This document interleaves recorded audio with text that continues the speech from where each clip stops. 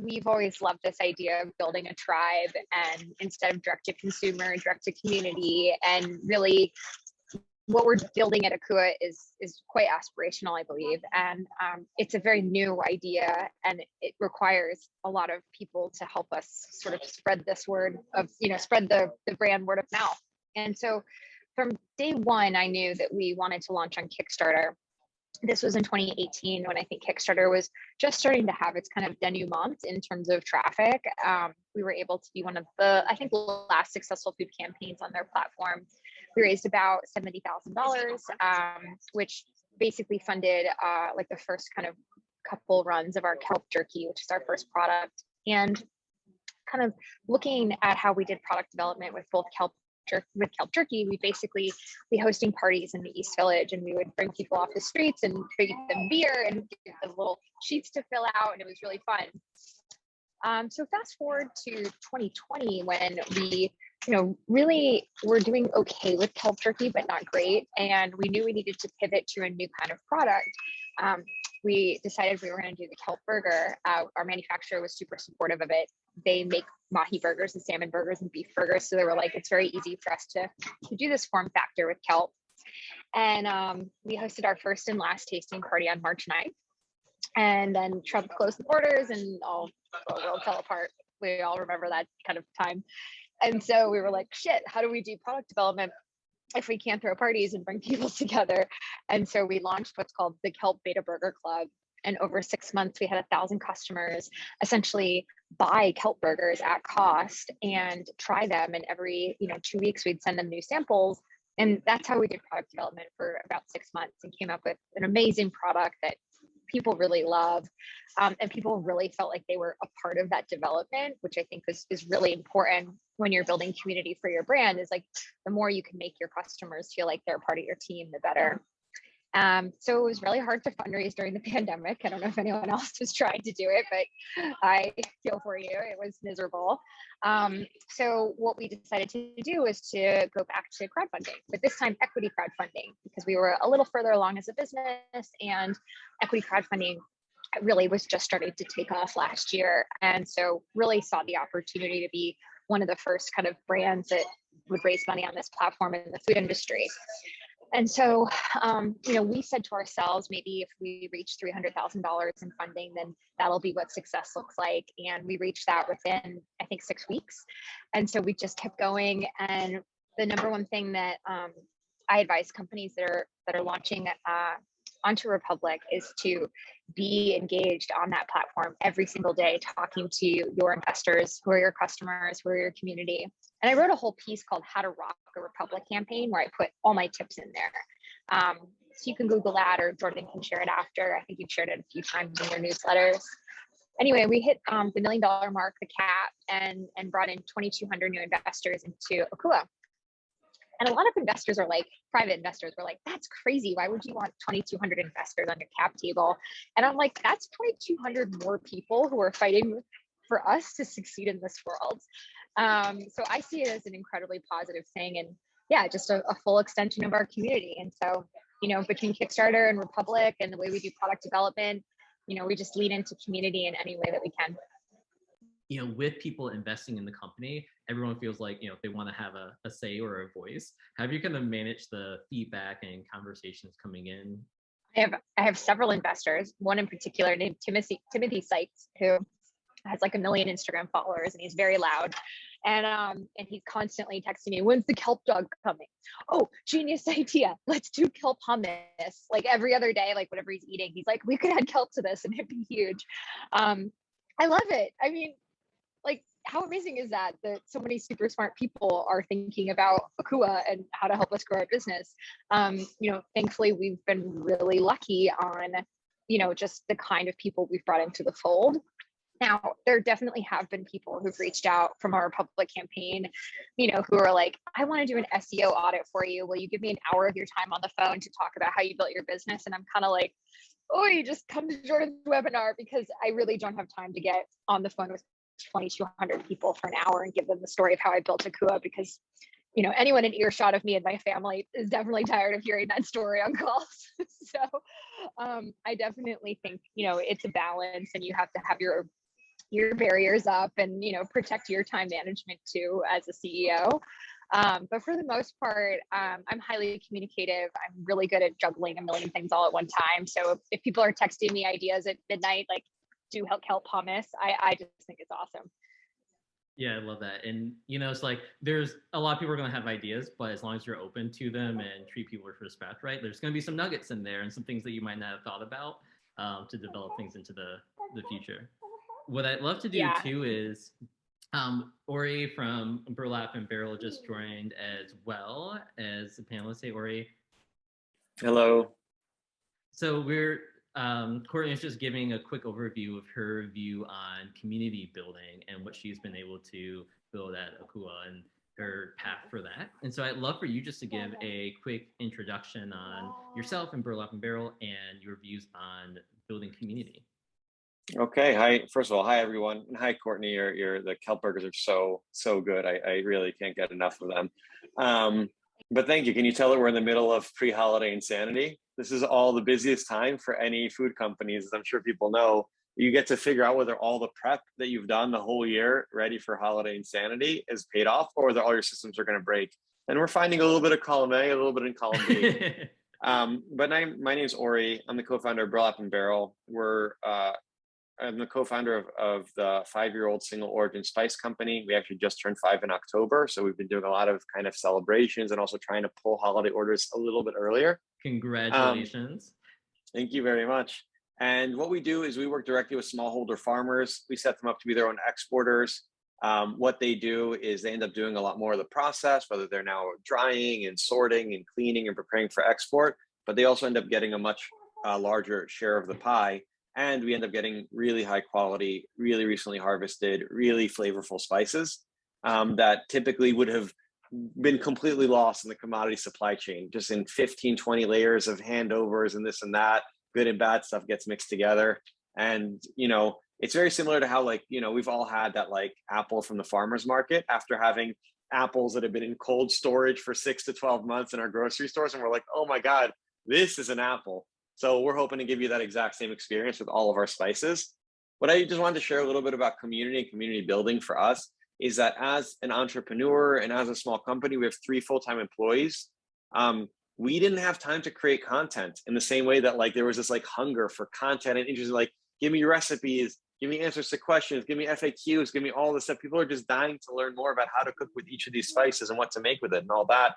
And so early on, we did a few things. One is we created a spice forum on Facebook, and that was a kind of private Facebook group that anybody could join. And the goal there was to say, we don't have all the recipes, we don't have all the answers, but we have a bunch of customers who are these kind of super users and who are super knowledgeable and incredible home cooks, and even some chefs, and actually even some of our partner farmers are in the Facebook group now. And so rather than us being the true north or the main source of information for all this, let's bring a bunch of these spice heads into one Facebook group. All their friends and family are so tired of hearing them talk about spices. They're just enough. I know my friends are, but here they found this fun group where everybody just wants to talk about spices.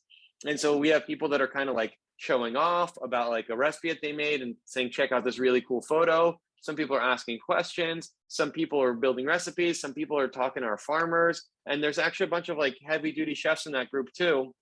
And so it ended up being this kind of self-sustaining group where people are kind of answering questions and sharing and being really sweet to each other. For all the stuff that's on Facebook, having a really sweet and supportive group with all these interactions has been really fun. And that was our kind of hack to say, we can't make all these recipes and photograph all these things. Let's find a way for our customers to talk to each other and answer each other's questions. And that's worked really well. And now we have 6,000 members. But at the beginning, up until we had about 1,000 members, it was just me posting into the ether. There would just be nobody it would just be being, look at this latte that I made, look at this rice dish that I made. And eventually we had once we got 5 to 10 heavy posters, then things started going off on their own. And then me and the team didn't need to post as much. People kind of were we see what you're trying to do here, we'll take it from here, get out of the way. And so that was a really big part of our community building. Yeah, I love that idea of creating the a private Facebook group that's really just about building and community sharing and recipe sharing. Question around that: how much did you push Burlap and Barrel in there, or how much did you just keep it? I wouldn't say brand agnostic, but how much did you sell versus not selling?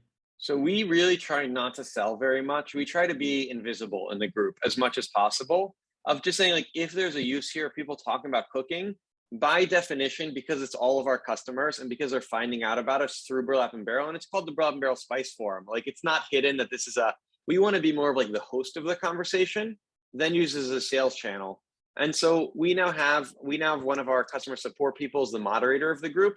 So she just kind of is watching to make sure that like no one's being aggressive or inappropriate, or like, like it's so easy for food conversation to devolve into like, like just throw the word hummus in there. And yeah, people are gonna, those are fighting words. And what we do is we try to just share things in a friendly way of like, hey, our purple peppercorns are back, or hey, like, but it's not a marketing thing, it's not a sales thing, it's not a thing like that. But some of the people we found are in the group because they'll post that spices are back.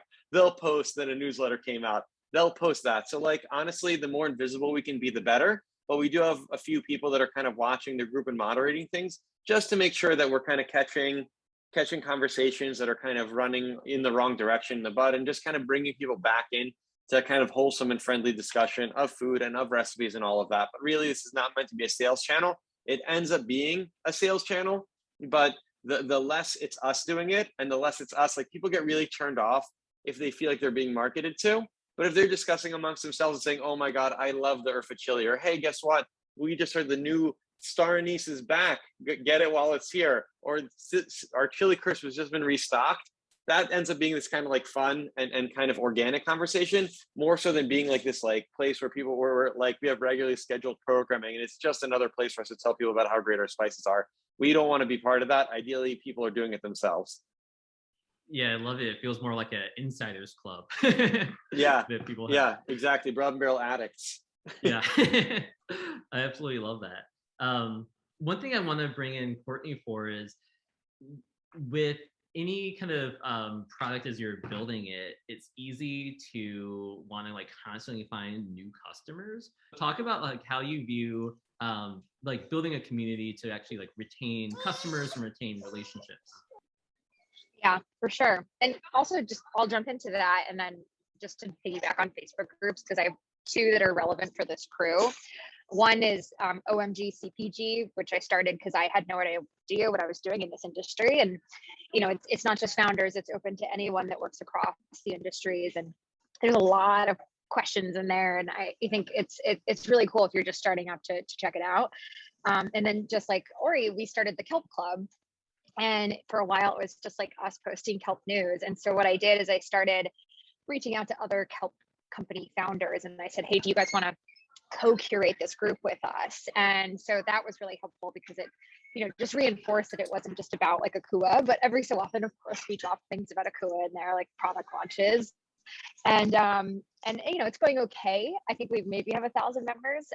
One group that's really interesting to check out, I worked for Four Sigmatic before starting AKUA, and they have a shroom club on Facebook that is amazing. It's kind of like, in my opinion, like the gold standard of like brand Facebook clubs. First of all, it's not branded at all.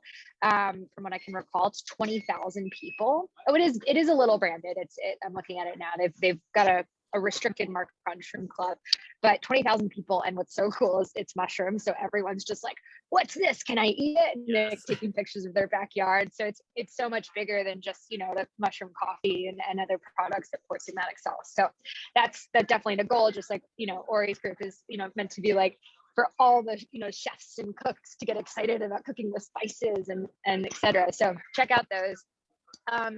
But Jordan, to your question around, retention and balancing, getting new users versus retention. I mean, we had quite the summer with the Facebook iOS challenges.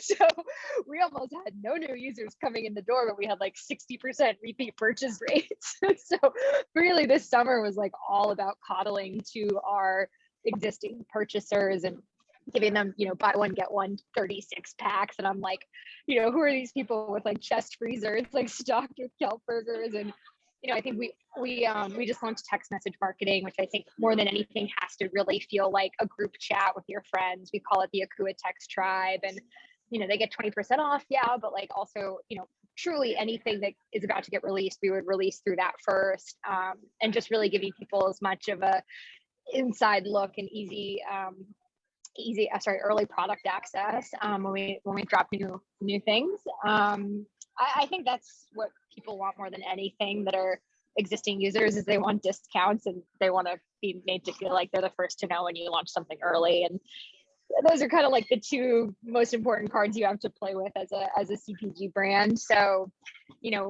whether you're targeting your Facebook group or you're kind of reserving that for text message marketing. And then I think the last thing to mention is, we pay a lot of attention to segmentation in our email marketing. So, folks who bought kelp burgers before our launch, that's one group, versus folks who bought kelp burgers this summer, that's another group, versus new people that are coming in. And, we treat them all differently and, give them different access to sales and gift with purchase stuff and et cetera. And it can get a little overwhelming, especially because we're like a 2-person marketing team and I'm also CEO. But, I think the more you can segment and get really, granular with who your audiences are, the better. I love that approach. And I think that's always a hard thing, right? And I hosted a webinar a couple of weeks ago that talked about personalization.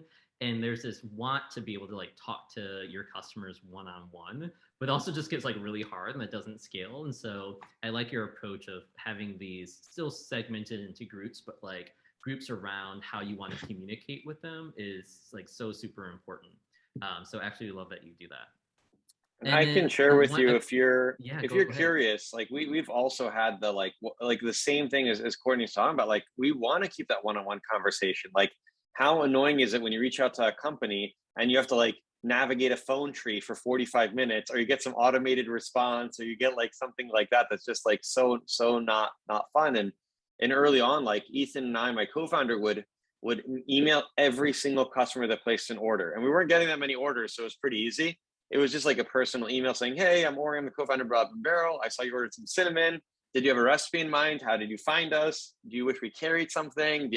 This was this very one-on-one, intentionally unscalable thing, because what can't the Unilever CEO do is email, right? Their customers. But what we can do is hopefully make somebody's day, make them a customer for life. The fact that the founder is reaching out to them, and get super valuable feedback, qualitative, not quantitative, but really personal feedback on what's going well, where they're getting stuck, and all of that. And we very much used the King Arthur Flour, Ask a Baker hotline as a model for how we wanted to do customer support, with the idea that we wanted to have kind of community-based support. And so rather than hiring a bunch of outsourced customer support people or sending a robot to try to answer people's questions or anything like that, we ended up hiring a bunch of our customers that had reached out in various times saying, "Hey, I love your company. Do you need any help?" We'd be like, "Yeah, we do." And what we realized is that it's a lot easier to train somebody who knows and loves our spices on our customer support systems and to take those tickets than it is to train somebody who's really good at customer support, maybe offshore, on how to cook well and how to appreciate on the nuances of the differences in our cinnamons. And so now we have 7 part-time contractors that all do customer support in various ways. They do it on their own schedule. They do it whenever they can. But a few are parents of young children that don't want to work full-time. A few are retirees that are looking for something else to do. And a few have full-time jobs and just do this nights and weekends because they want some extra income and they want to, just engage in the community. And so what ends up happening is we have a lot of really friendly, super knowledgeable home cooks doing our customer support. And it has so much less to do with what's this technical thing? And we try to fix all that stuff in the site as quickly as possible. And we try to center so much more of the customer support and saying, "Hey, how do we help you cook with our spices more? And how do we help make sure that you're having a really good experience once it's in your pantry?" Or even trying to figure out how to what to order and what the difference is between the 6 different chilies that we have on the site and which one's right for you, or how to get a gift and all this and that. And so for us, we've tried to take this kind of one-to-one, non-scalable kind of community approach into how we do customer support, to just make sure that people are getting really friendly faces and really warm answers, and people who actually know how to cook and use the spices, rather than the other way around of just making sure that we're hammering out 100 tickets in a minute because, we've been able to outsource to do this massive team that's never tried our spices before. Oh my God, I absolutely love that. And I have not heard of many small companies who are doing that, who just find their passionate customers to come on board. And that's a super smart way, because then they're just going to be so excited to talk to them and it's not going to be a hassle. And you almost get a Zappos effect where you just have really good conversations around what people love. Our best customer support person used to be a work in the kind of like psychiatric care in a prison. And so she out there, that's her previous role. She used to be a kind of like work in prisons and work with inmates and all that stuff. And we're like, how is this different? And anyway, she's the best because she's so thoughtful. She understands. She came to us from the outside, and she writes such fun and thoughtful and creative answers that we would have never been able to figure this out. And why even bother writing a template when, you know, like somebody's like, hey, I'm a dad and I have a kid and they're in college and what should I get them? There's no template for that. Like it just ends up being so much nicer to have a personal response. I love that. Courtney? I love that. No, it's so cute that you've hired your customers to help with customer service. Like, that's genius. Yeah, like the robot thing, anyone who even is thinking about using that for customer service, like, don't. I'm never more frustrated than when I'm on like a fucking endless call with some robot at like Verizon or Delta. And I think, you know, I worked in the tech industry for a long time before food, and it's embarrassing how these mega billion-dollar companies like Google and Facebook don't have customer service reps. Like, they just don't have them. Like, there's no one that works in customer service for Google. It's not a department. And so I just find that, you know, with food, because it is so personal, you're literally going inside people's bodies, let alone their kitchens, that, like, you know, really investing in customer service. That was our very first hire, you know, this year after we like had built out ops. And she's amazing. And she has, you know, she scales up with us. She kind of charges hourly. But yeah, I think investing in customer service, whether you're bringing your customers on or you're hiring someone on team, is the move, and not even outsourcing it to. There's a lot of agencies that, you know, provide that. I think having it in-house, those people are in your Slack, like they're just the go-between between marketing and ops, right? So super important. Love that. You know, it's funny because before a couple years ago, like 6 years ago now, I used to run a meal kit delivery company, and I was like doing everything myself, and I would do all the deliveries, and I would like show up to a customer's door, and most of the time like they weren't home or I just leave it.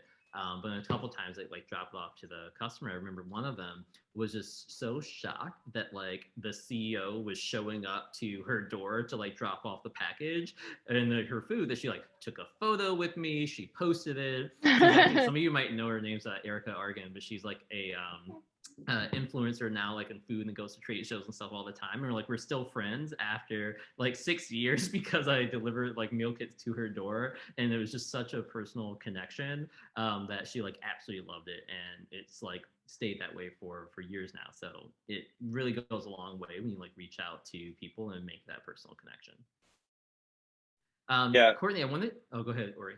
No, just one other point that I want to make is a lot of early stage companies go straight to Facebook ads and Google ads and all this and that and spend like $20 acquiring a customer or whatever. And it's like, what if you gave that customer $20, first time customers $20 of extra goodies on top of their order? You know, like what if you spent that money instead of on throwing ads in front of people to just blowing their minds, like making their day, being generous, engaging with them, talking to them, saying, oh, it's your first order. For the past month, every customer who's placed a first order, we sent a personal email to them from one of our different customer support reps, just saying, hey, welcome to the family.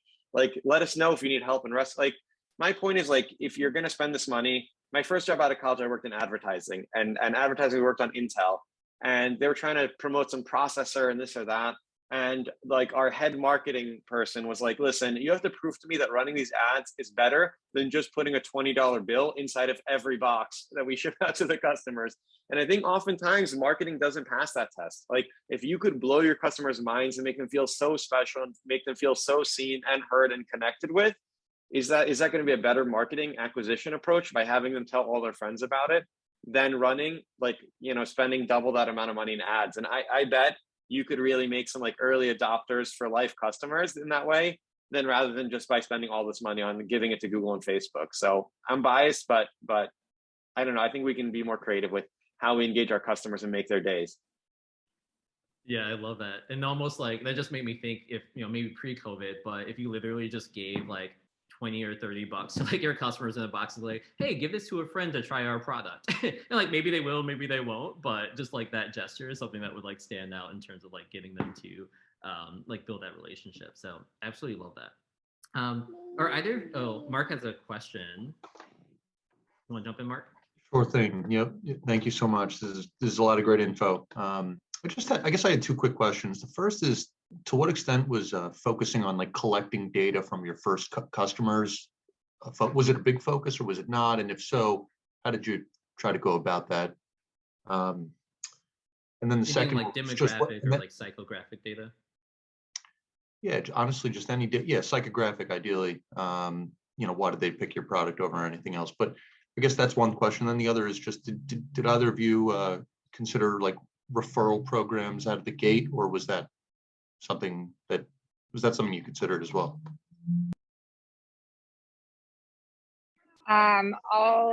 Let's see. So referral programs we haven't done, so I'd be really interested to hear if Ori has set those up. I just think we haven't found like the right plugin or tool to do them. And then in terms of capturing customer data, we went through an accelerator called Blue Swell, which is for ocean impact programs. And they were like, I think we spent the entire accelerator doing customer journey interviews, which at first felt just like, I don't know, like I was back in college and I'm like 36 years old and someone was telling me what to do. And it was kind of annoying. But then after we had all this data, it was incredible. And really taught us a lot about, positioning the kelp burger in the market. And then I just wanted to drop, we use a tool called Typeform, which is just a much more beautiful version of like SurveyMonkey. It's a Spanish Barcelona-based startup, and they're just amazing. And we constantly have type forms going out to our customers to collect feedback on all of our products. And the way it aggregates the data is really beautiful. You can share that. We share it a lot with our investors when we're fundraising. So I would definitely check out Typeform if you don't have it already. Our approach, rather, we don't do referral, but for a while we were incentivizing it, where we just said, hey, if somebody puts your name in the referral line, we're just going to send you a free jar of spices. Like, we did this kind of informal thing. What was hard for us is we saw a lot of referral programs that were like points based, and this, like, we just, like, it felt a little too transactional, where instead we were just asking our customers in our weekly newsletters to just say, hey, spices make great gifts, send them to a friend. And if we saw somebody placing a bunch of orders, like, so me and my co-founder get a copy of every single order that's placed on our site. And so we just look at them and we see how many orders and I'm happy to share our notifications template that we use in Shopify. I just kind of customized it to have lifetime orders, number of orders, like all this, where is it going? Is it a gift? Is it to them? Did they use a coupon code? Did they include a gift note? All this stuff. So we can just see it at a glance and flip through these really quickly. So we never had a formal referral program, but we always just asked people to share. And it was a thing that people were naturally doing, that we didn't feel like we needed to like incentivize it. And our customers, you're gonna laugh at this, but I'll do this as a test, but you'll see our customers, you'll understand why we haven't done like these technical things. They tend to be lower tech, but our early adopters, we didn't do any like quantitative research. We did a lot of qualitative research. And by that, I mean, we'd watch every order come in. We saw that we were getting a lot of emails from AOL addresses, more than we had expected, which was really surprising. We saw a lot of people were sending gifts to their children and grandchildren, which we were like, well, that tells us something about how old they are. And so what we ended up finding out is that our customers, earlier, we thought they'd be city people. We thought that they'd be like younger. We thought they'd be Instagramming stuff and TikToking stuff and all that stuff. And our early adopters tended to be skewed 50 and 60 year olds, and skewed outside of cities. And we were like, what is going on here? We thought they'd be younger.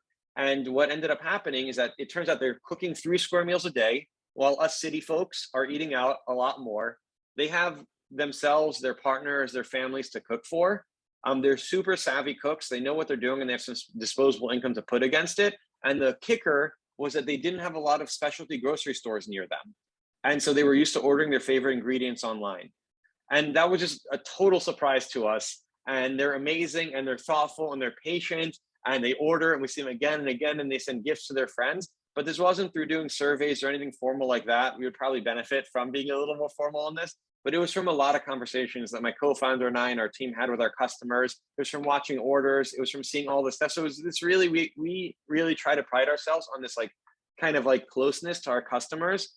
And the idea is that like in a traditional spice store, you have a physical space. People would be walking up to your counter all day long. They'd be asking you questions. They'd be asking you for advice. And you get to see them and talk to them and answer questions. We don't get to do that online. So we want to replicate that as much as possible. So how do we lower the bar for people sending us customer support tickets, asking us questions, reaching out and talking to us? And how do we have as many of those conversations as possible, and many of them we initiate on purpose, because we're like, wait, you sent a really funny order. Why did you order 8 jars of this? Like, what is it for? Like, so we'll end up having a lot of those conversations ourselves. So we have really taken a qualitative, not quantitative approach that ends up being me and my co-founder, a customer support team, proactively reaching out to customers and proactively getting people to send us their questions.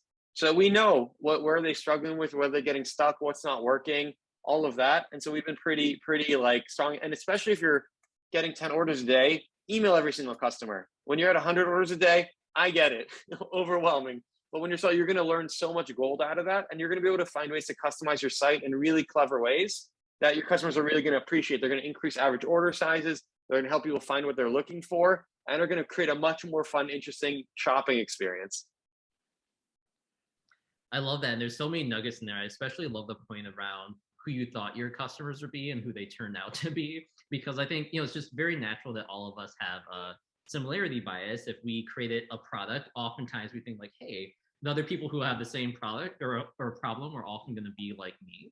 But oftentimes what happens is you might find someone who, find a target group who's completely different. And that's great, and that's okay. And so completely like lean into who those early adopters are, because those are going to be those core members. I remember there's another brand that I worked with, and they had a vegan like coffee creamer with protein, and they thought the same thing. They're going to be like millennials, they're even closer to Gen Z, and it ended up being 40, 50-year-old women who were looking to lower their like cholesterol and drink coffee all every day and use creamer. And so it's a completely different use case, but they were buying the product like crazy, and they had the money to do so. Yeah, people underestimate the like kind of like the older, I don't know what the right technically correct term is, but the people in their like 50s, 60s. I think they're like so many e-commerce food companies are like targeting like the youngest cooks possible. And I think that the people that are I think people are ignoring the people in their 50s and 60s, and I think they're heavy duty customers. So yeah, our text size is bigger, the button sizes are bigger, the contrast is a little bit bigger. We recently used the term merch or something like that, and one of our customers' moms said, I didn't know what that meant, and we're like, oh right, we have to watch our language. And so anyways, it's been funny, but we've taken a bunch of steps to make sure that group feels not only included, but like that we are specifically talking to them in our newsletters, in our marketing, and on our website. Yeah, we've actually discovered the same exact thing.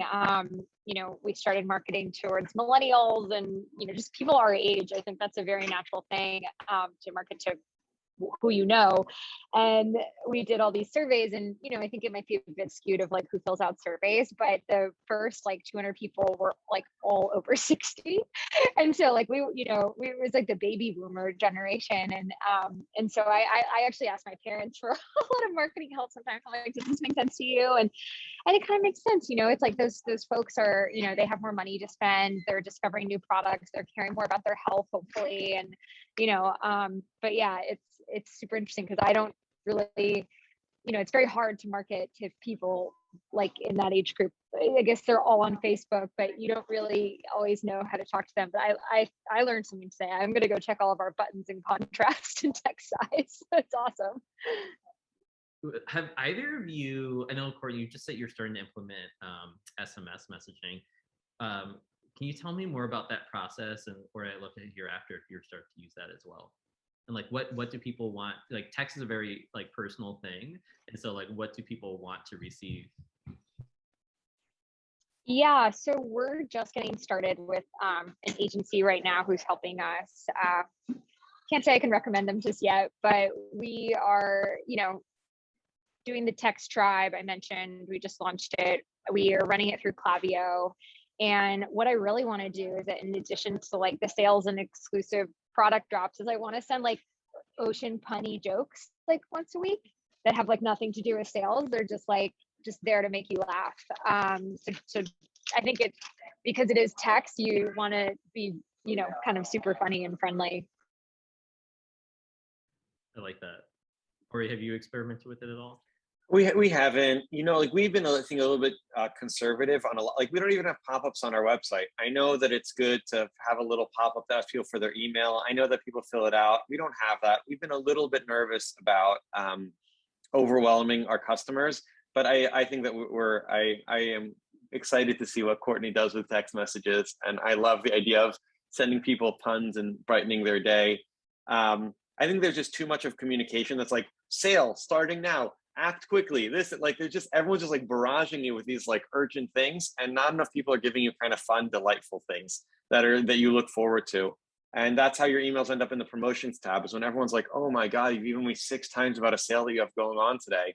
And so in all of our communications, we try to be friendly, we try to be helpful. We personally don't do sales. And so we really work hard to make sure that all of our communications is around adding value, helping understand what makes something so special, introducing you to the farmers, taking you to like all the way back. And so that's really, so if we were to do text messages, hopefully they would be kind of, fun and additive and creative, and not just these like transactional things that so many like bigger companies lean on.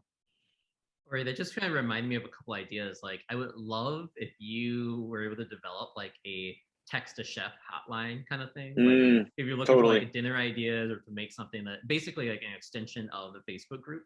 Like, either if you like need help, if you need recipe suggestion, or even like in tech, there's been a big thing of like the AMAs, that Ask Me Anythings, and having something similar with like the farmers or the chefs in your community could be really interesting. Totally. Yeah. Text us and we'll give you 3 recipe recommendations with the spice that you're asking about, or something like that. Yeah. I love that. Anything else that we missed that we haven't talked about that you're doing that you're excited about, or things that you want to do? I think we for fun, like when the first year of the business, our spice packing facility was Ethan's living room. We registered his living room as a spice processing facility, which was gray area, but we did it. And we would just always like have music running in the background as we're packing spices and doing all this and that. And so that ended up turning into creating Spotify spice cooking playlists. And so the idea is that every season we put out a new playlist. It has, around 2 hours of music on it. Ideally, it's not in English, although there are some like classic goodies in there.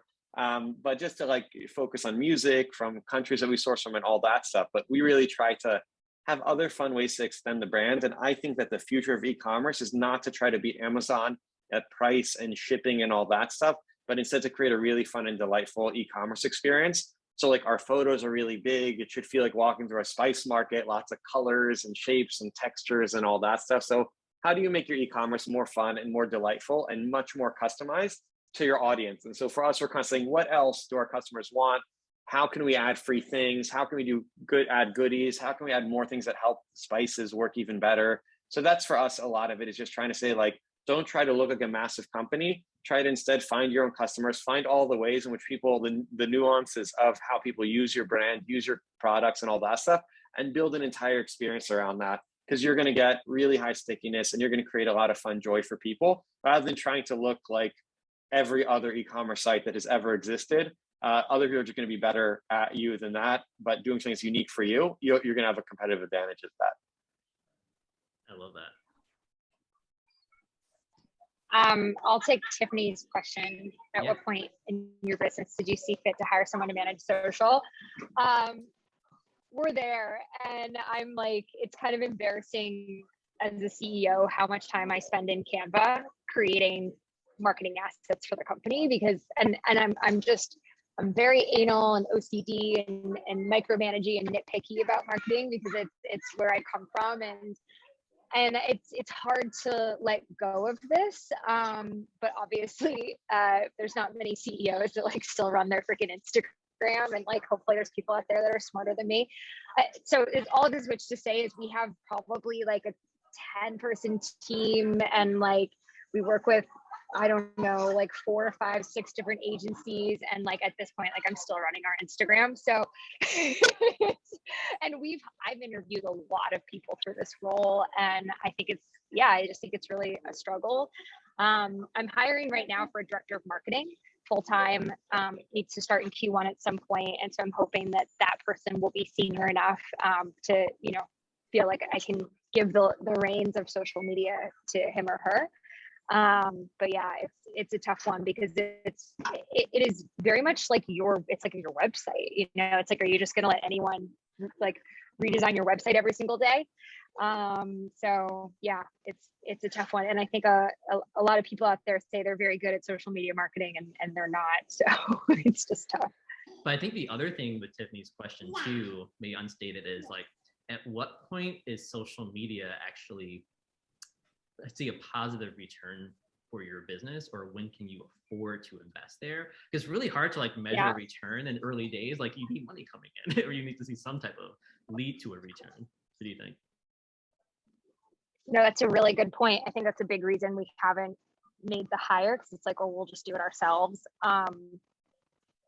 Yeah, I from what I can tell, every team is built totally differently, and it depends on the skill sets of the founders, and just also the people you meet. I tend to not like writing job descriptions or like even titles, because I feel like I put out a director of marketing, JD recently, or at least just the title of what I wanted. And I had a woman reach out. She's like amazing at events consulting. And I was like, well, I wasn't even hiring for this, but I'd like to see a scope of work around if we hired you for 6 months to help us plug into all the amazing events that are going on in New York and LA, and so much of it is like people dependent. And like, I think that you need to remain open-minded in how you build your team, depending on needs, and not sort of be like, oh, I need this and this and this and this in this order, because I don't know many companies that are built like that. And as you get bigger, like kind of past your Series A and maybe even towards your B, I think that's when, making a full-time person that runs your social media probably makes a lot of sense.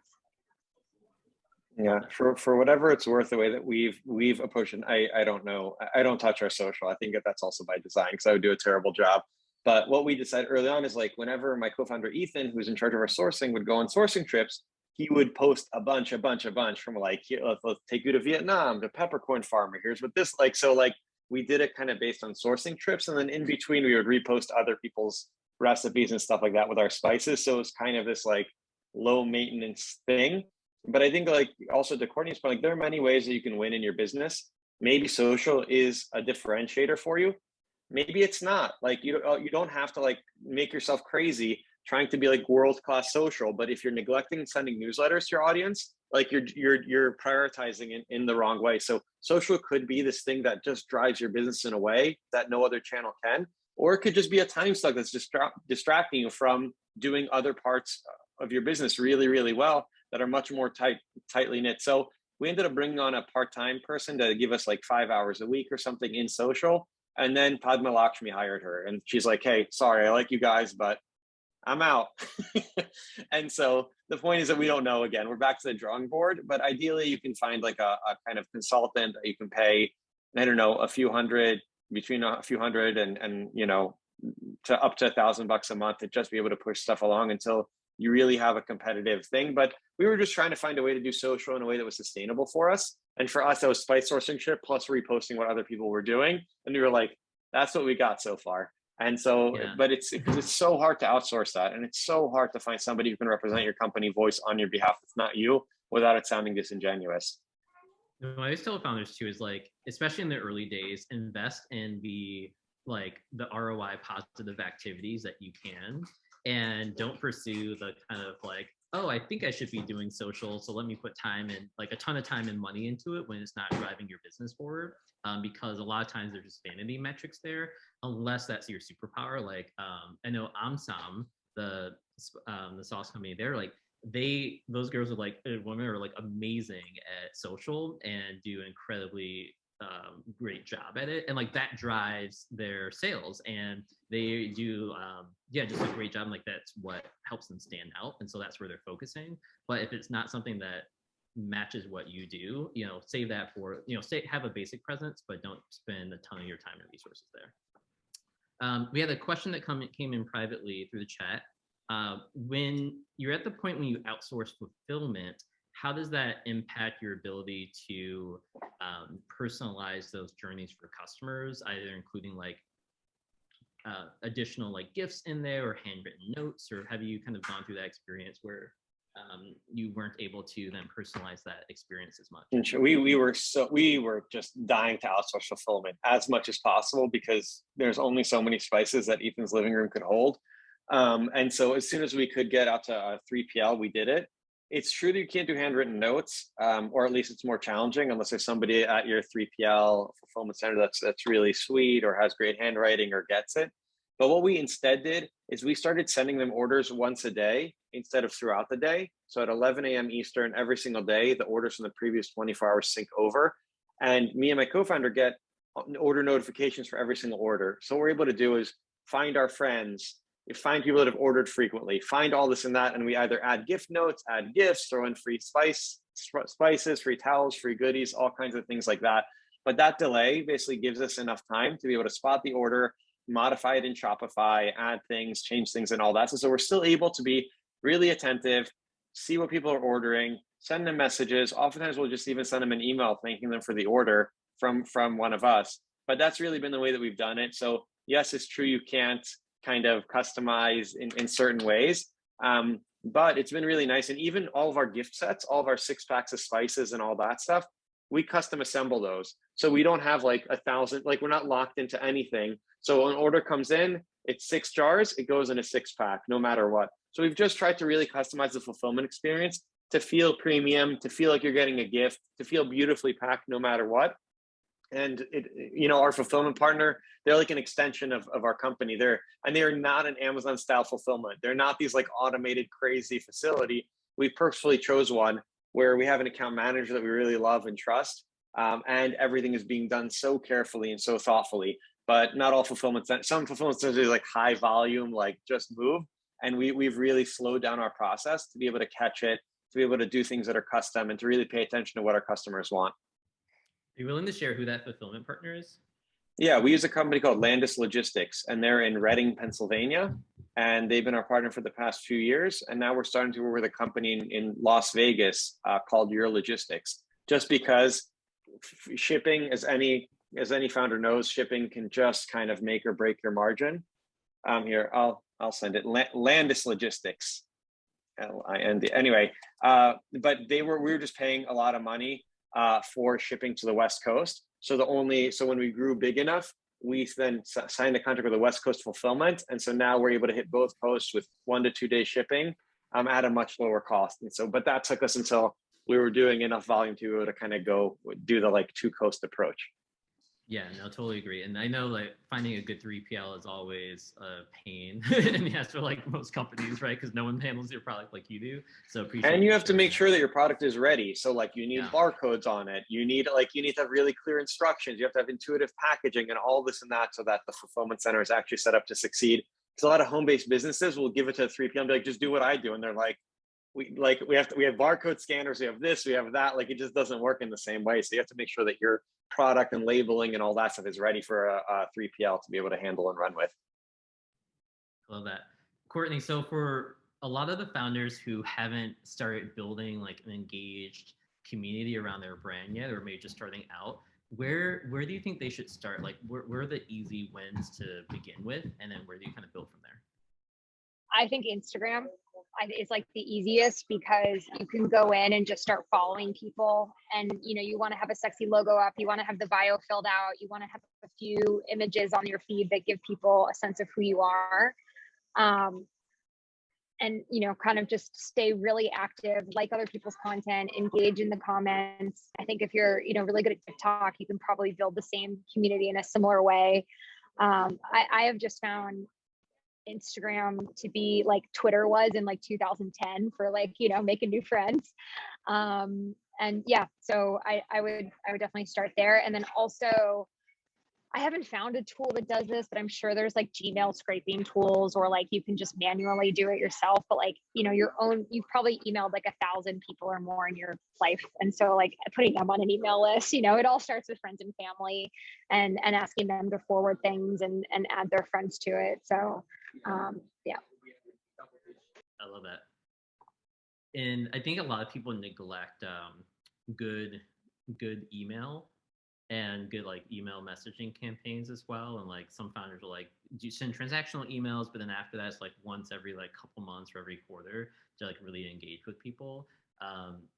How do you like write your emails, Courtney, to like people who have bought? Like, what was the content? We do everything in Canva. We have pretty strong brand guidelines. So, certain fonts and colors.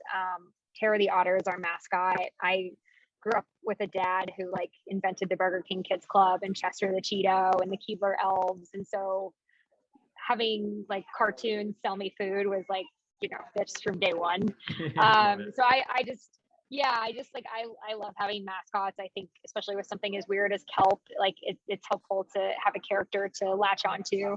I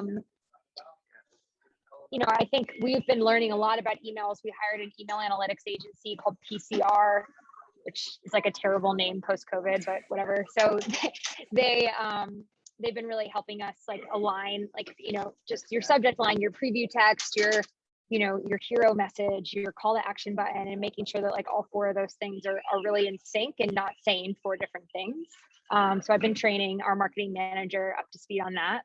I think unfortunately, like, while you sort of are always inclined to like be, wordy and educate and communicate, like just having like picture, super call out text is like proven again and again to be the most powerful in terms of just buying, because people are like, little ADD machines out there, and they have 2 seconds to understand your message and decide whether they're purchasing or not, or opening the email. So, the KISS philosophy is definitely very important to keep in mind when building out your emails.